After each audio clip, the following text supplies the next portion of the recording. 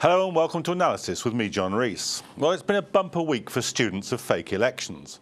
First, Field Marshal El-Sisi achieved a remarkable 97% of the vote to become president of Egypt. Then Bashar al-Assad clocked up a relatively modest 89% of the vote, ensuring another 7-year term as president of Syria. We'll be looking at both those elections in the programme, but we're starting with Egypt. El-Sisi's inauguration day has been proclaimed a public holiday. It's the kind of celebration more usual in monarchies than in democracies. More seriously, a leaked Interior Ministry document shows the Egyptian state preparing for mass, systematic monitoring of Facebook, Twitter and other social media, the very means of communication credited with sparking the Arab revolutions. So does El-Sisi's presidency mark the end of the Egyptian revolution? Let's take a look at this report. It hardly came as a surprise to anyone when Egypt's Presidential Election Commission declared Abdel Fattah el-Sisi the country's new president.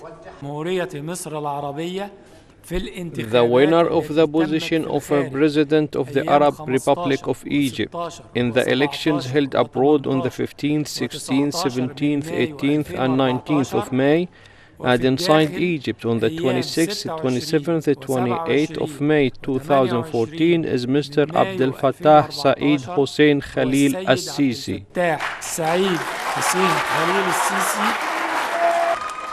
Voter turnout at 47% was lower than Sisi had called for, and this was despite the voting period being extended from 2 to 3 days. Low voter turnout may in part be due to a boycott campaign. The Muslim Brotherhood and other opposition groups, including April 6th movement, called for the boycott to not give legitimacy to the election by casting a vote. The low turnout cast some doubts over the credibility of the man who led efforts to remove the former president, Mohamed Morsi, from power last year following mass protests. According to the commission, Sisi, who has been Egypt's de facto leader for almost a year, received 97% of the total, while leftist and the only other candidate, Hamdine Sabahi, won just over 3% of the total.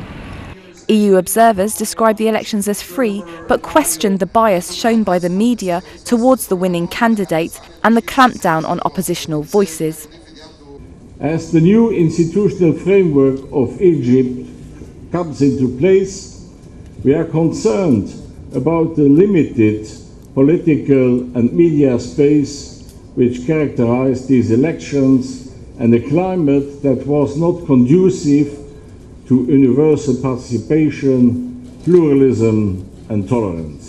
In a statement on their website, the party of ousted President Mohamed Morsi said the elections were null and void and that they did not recognise the alleged coup regime or any of its decisions that have been or will be issued since July 3rd until the return of the elected President Mohamed Morsi to his post as President of the Republic of Egypt.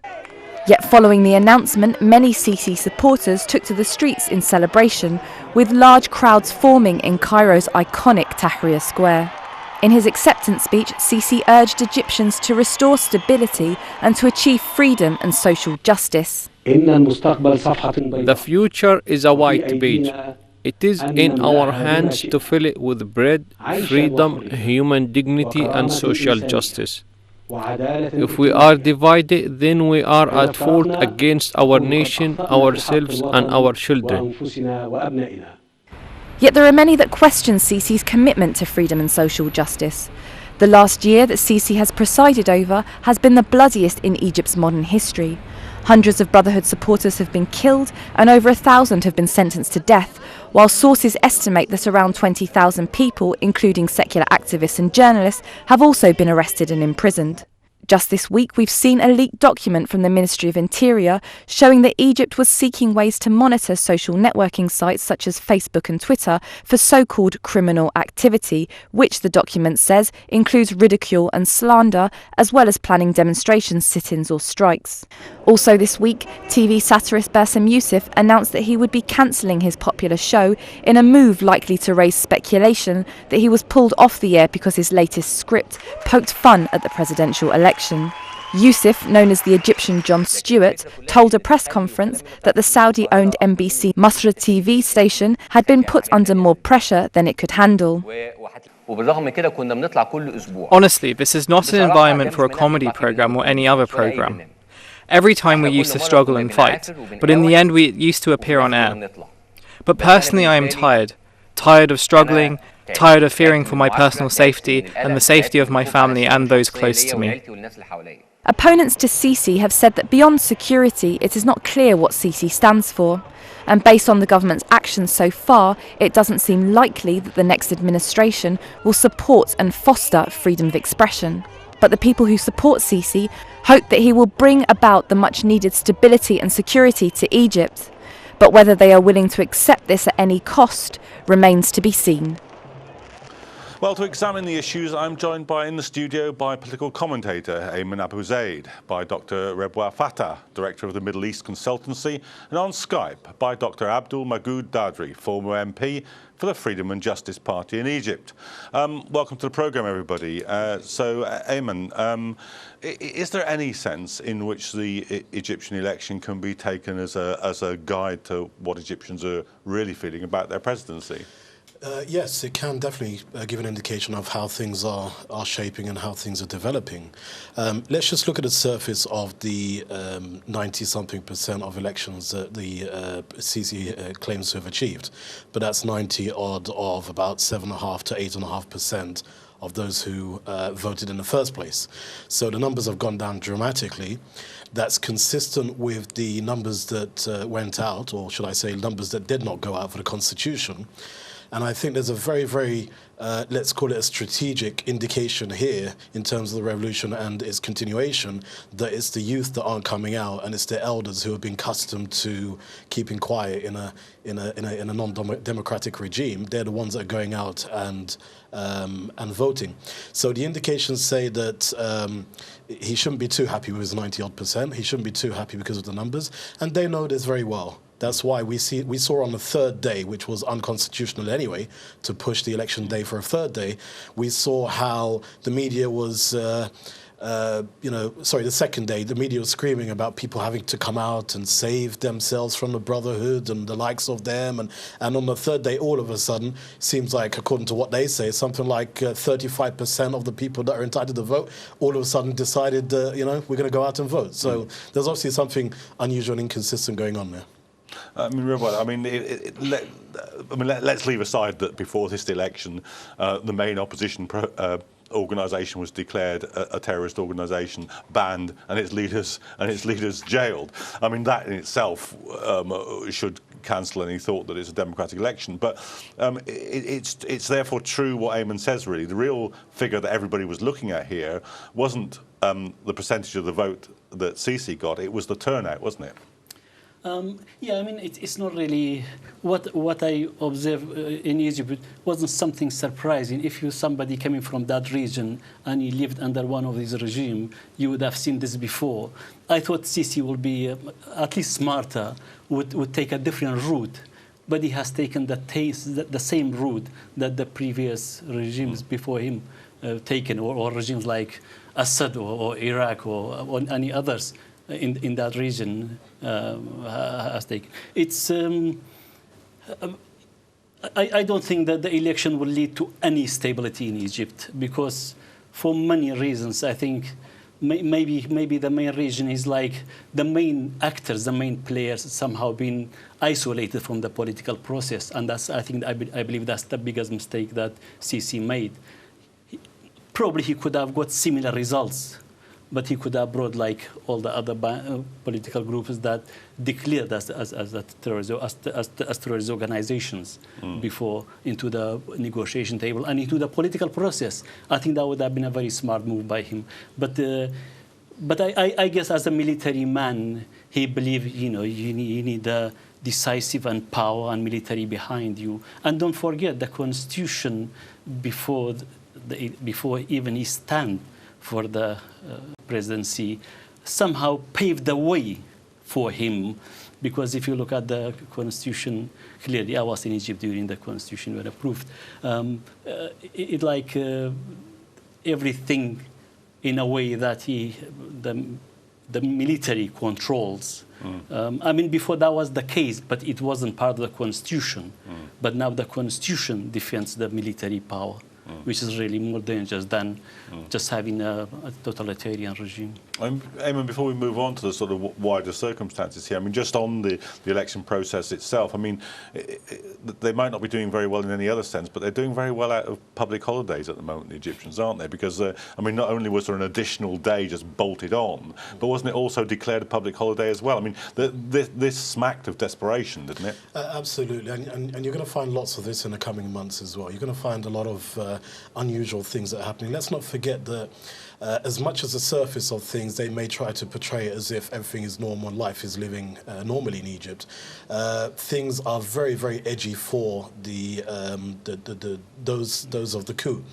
And they know very well that the population is starting to rise. They try to portray it like it's the government against the Muslim Brotherhood. It's not that at all. The people are starting to wake up. The youth are starting to wake up. And we tend to hear a lot in Egypt, the youth saying the elders, as in the traditionalists, if I can call this, with all due respect, they demolished our country by being silent in the past, and now they're demolishing the country by speaking out, but choosing the wrong people, i.e. Sisi.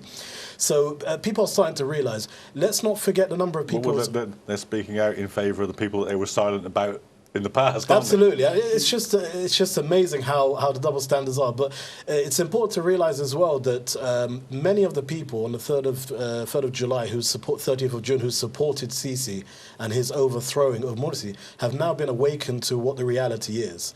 And the media machine and various other reasons just blinded them completely to see exactly what was happening. But as it should have been seen in the beginning, the simple equation is that the Brotherhood have been around for 80 years doing well for people, and Sisi has been the offspring of President Mubarak. So why didn't we realise it in the beginning? Well, we've got on the line now, we've got Dr. Dadri, who was a former member for the Parliament member for the Freedom and Justice Party, supported by the Muslim Brotherhood. Dr. Dadri, welcome to the programme. It must be some small compensation in what is a dark phase of the Egyptian revolution, that the boycott strategy which the Muslim Brotherhood argued for was probably the most effective protest at the election, was it not? Let me first thank the Egyptian people for surprising the world as they did before on January 25th. By going to the streets. This time, Egyptians, the majority of them, about 90% of them, decided not to participate in a bloody presidential fake election. This fake election showed to the world that lots of lies were fed to the world about the 33 million people who went to the streets. Where are they now? Did they evaporate in the summer of Egypt, or something happened? Those lies now are clear that Mr. Sisi does not have the popularity we were all told that he enjoyed. And the other fact is, we were told that the Muslim Brotherhood is disappearing. Political Islam is coming to an end. The reality of the matter is the opposite. People in Egypt decided to boycott this bloody coup so that will mark a new beginning for a full revolution. On January 25th, 2011, we had half revolution. This time, Egyptians are determined to have a peaceful, full revolution to bring not only Sisi down, but bring the whole system, the judiciary, the corrupt judiciary, corrupt police, the corrupt military leaders, and the corrupt media structures. Now in Egypt, you don't see any type of freedom. There is no freedom of movement, freedom of expression, freedom of assembly. Now Mr. Sisi is trying to destroy the country. And this is not good for Egyptians, it's not good for Europeans, it's not good for anyone, because suffocating freedom and democracy. Okay, well, let me take some of those points up with the guests in the studio. And I mean, what do you think the result meant for those who... like the challenger Hamdine Sabay, who urged participation on the basis that this would bolster the forces of the revolution? I mean, that didn't come off as a strategy, did it? No, I think the result disappointed most of the people, and I mean, Eamon mentioned some of that, like the people threatened cutting their salaries, civil servants taken to take votes. And I think that like in early voting, there was not many people turned up, and then they put like 1 day. It's interesting because that was similar to what happened in Syria. They extend the Syrian by 5 hours. So they put 1 more day, and people. But still, I mean, the figures cannot be justified, and it's not really the figures. While you have like the military on the streets in Cairo and other. Where the country is in somehow conflict and divided, I think the elections is the legitimacy of elections is seriously under question. I mean, what do you make of Hamdeen's strategy? Because that was a debate amongst the opponents of LCC. How should we deal with this? Should we participate and try and get a reasonable vote, or should we boycott it? I mean, he got, in the end of the day, although I mean, in the previous set of presidential elections, he topped the poll in Cairo and Alexandria. This time round, spoilt ballot papers beat him. I think people shouldn't be naive and just judge this Hamdeen Sabahi involvement as just being a person standing in front of Sisi. If we go back to 2011 and see the words that he was saying and the revolutionism that he was coming out to portray, you'll find that there's absolute contradiction at the moment. So I would say that amongst the threatening of political figures and others in the country, I think Hamdeen Sabahi has had to submit to something like that just to put a show that there is democracy. The other thing is a lot of what Sisi and the government are doing, they're more concerned about their image outside than they are inside. Inside, they're very limited in their tactics. So people didn't go out to vote. They made a big hoo-ha on the TV. Then they claimed that they would fine people 500 Egyptian pounds that didn't turn up.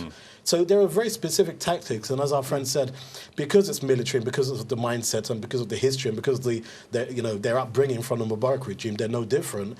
They've got very specific tactics, but they are more concerned about talking to the outside because they will dream of just any one country to stand up and give them legitimacy. So that's... Dr. Darji, I mean, we're already beginning to see what the LCC regime is intending for the Egyptian people, aren't we? Because we've seen, in a matter of a few days now, we've seen the Bassem Youssef, the incredibly popular satirical political show, go off air. We've seen this leaked document from the Interior Ministry saying that the state is preparing mass surveillance of social media. Does this surprise you that they've at least moved this far this quickly? No, not really. That is highly expected, and they're likely to do worse things in the coming. And they're sending the wrong message, not only to the people in Egypt, but people outside. The people on the regional and international backers of the new regime in Egypt should now pay special attention to what is happening to the Egyptian people. The earlier discussion concerning Sabahi, many of us in Egypt consider both Sabahi and Sisi are part of the problem. They did not respect the will of the people at the very beginning. They did not respect the result of the election, and they orchestrated the coup. Now they're coming, fooling the Egyptians. Let us have another election. Egyptians are not fooled by this, and that's a very important message that the people of Egypt are sending. And allow me to encourage Muslims and Egyptians in Europe to raise their voice so that European Union can play a constructive role in promoting democracy. It's better we do it now, because what we care about is democracy, human rights, and rule of law. Well, let me put that question to Dr. Rawad Fatah in the studio, because the international reaction between the two elections that we're looking at is very, very interesting. John Kerry is saying, that the Syrian election is a complete fake. But the European Union observers sat there all the way through this and said, well, it's not quite fair, but on the other hand, it is a democratic election. I mean, it's a much, much softer, if at all audible, criticism of the Egyptian election. I mean, also American accept the legitimacy of the elections, they don't accept Syrian one, but they accept the Egyptian one, which is, I mean, it's interesting. Maybe we discuss that later. I believe maybe there is some fear in America and also among the European Union of maybe fundamental groups to raise to power. Maybe they believe a military man would be better if this military man can keep Egypt stable. And let us not forget, neither America nor Europe have any democratic agenda for the Middle East. They have a stability agenda for the Middle East. If they can meet that criteria, if Sisi can provide a stable and united Egypt, I think the European Union and America would be very happy with that. What happened inside, all the human rights violation and so on, you say, doesn't really concern the European Union or the America. Okay, well, thank you. We're going to have to leave it at that point, but after the break, we'll be returning to compare what's been happening in Egypt with the recent elections in Syria as well. So do rejoin us after the break.